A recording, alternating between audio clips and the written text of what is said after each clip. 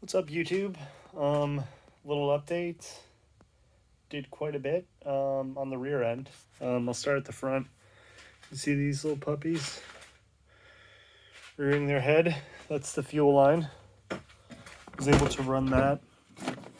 Basically, I just took it out of the WRX. It's fun getting that in. I haven't pushed that in yet, but it's in down there. And the reason I did that was because the rear end is in. Let me get a light down here. Probably be helpful. But the gas tank and differential and the rear subframe is in. So the gas tank was fun. I got pretty dirty doing that just because the one on the WRX was just covered in dirt, had dirt above it. It looked like somebody went off-roading. I was just covered in dirt by the time I was done. Just looked like a coal miner. That's what my wife said. But yeah, it wasn't full of gas. So it was a lot easier to get the gas tank out.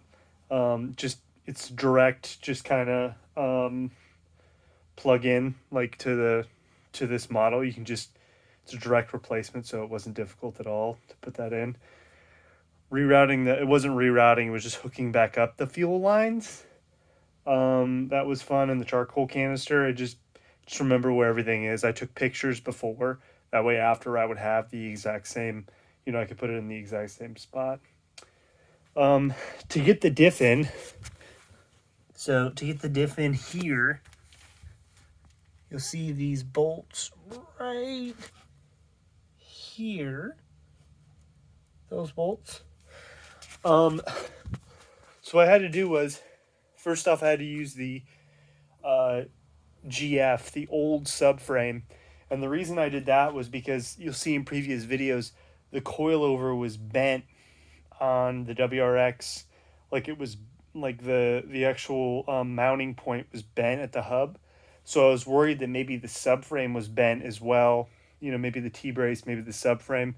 So I just used the T-brace and subframe from the GF. So I just put those back in. Had to take them out anyway for the gas tank, so it wasn't like wasted time or anything like that.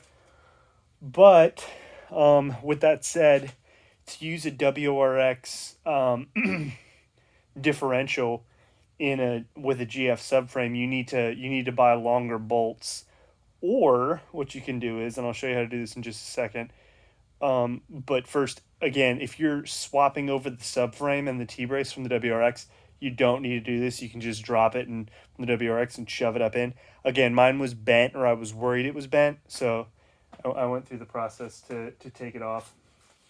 Okay, so these you'll probably notice they're from the diff as well. You can see they're kind of a little bit rusty on the WRX.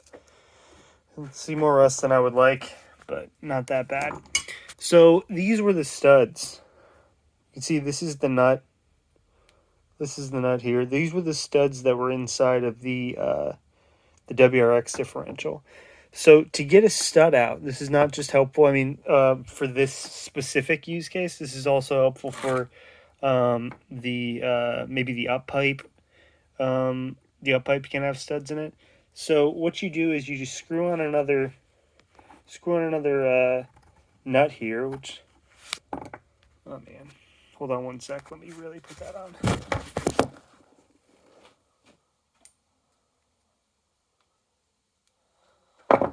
And get the 17s here. So what you'll do is, you can see this right here. What you'll do is you'll screw another nut on, and then you'll tighten until those are against each other. So this nut will be up against this one. And once you have them up snug against each other, you can continue torquing the top one down. Like let's say these are right next to each other. If I torque this nut, it can't go anywhere because this other nut's holding it back. So if I torque this, it would actually tighten down into the differential. Conversely, or or the opposite of what this is. The word escapes me. If these are up against each other and I try to loosen this one, because this one's up against it, obviously I'm saying, for example, it's not actually up against it. If this one's up against it, then when I loosen this, it has nowhere to go, so it pulls the stud out. So that's like a helpful tip there if you need to get studs out. It really came in handy because I took the stud out of the WRX one, the WRX differential, because it was too short. You can see there's threading here, a small like smooth area, if you will, and then more threading. With the GC or the GF stud, it's threading a large piece of smooth and then threading. So it's actually probably about this long as opposed to being as long as this. And the reason you need to do that is because the bushings are a little bit larger in the GF, so you need a longer stud. Most people just buy bolts that have the same thread pitch as this.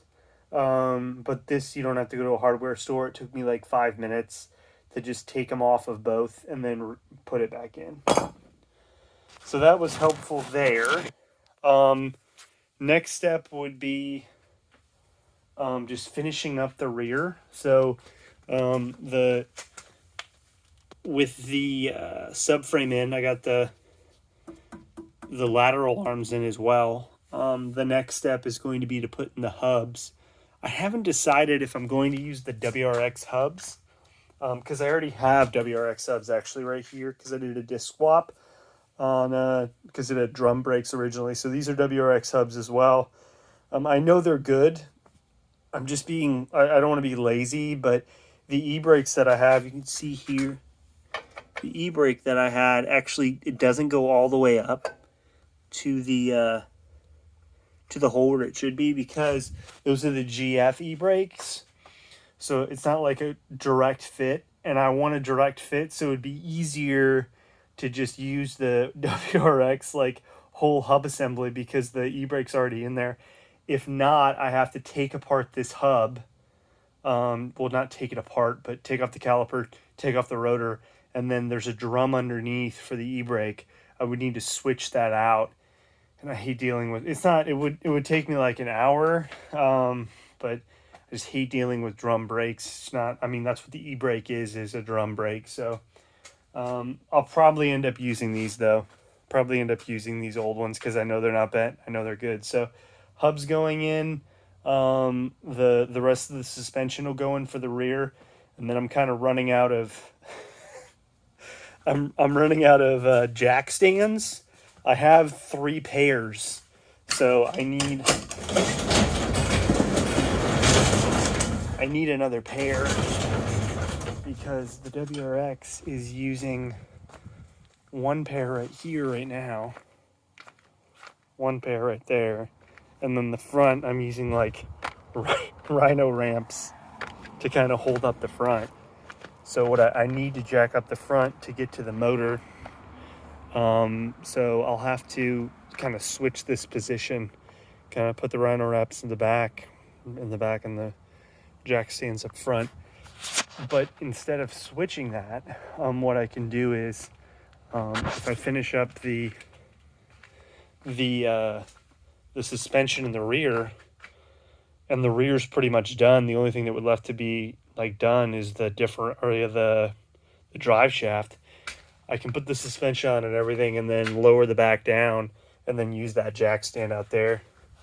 So after I get the hubs in and lower it down, the next step would be take the motor out, hopefully with the transmission at the same time, put that off to the side briefly, get the front subframe out, take everything, because nothing looks bent up there, take the rotors, the drive shafts, everything. I'm going to remove it as one piece, shove that into this car, and then the motor and transmission that I placed off to the side, just drop those fuckers in, and that would be the plan from there, and then hook up the rest of the wiring, which is still like, I mean, it's in pretty much the proper spots. It just obviously is waiting for a whole bunch of things to come in to be hooked up properly.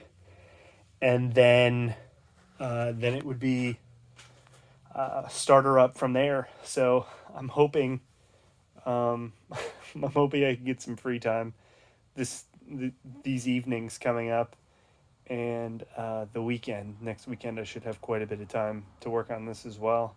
So I'm hoping to have this done in the next 2 weeks. I hope to be starting it. Worst case scenario, 2 weeks. So I don't know if I'm gonna have like it all done in 2 weeks, but I want to be starting it and have it like drivable in 2 weeks, and that's the plan. So there's your update.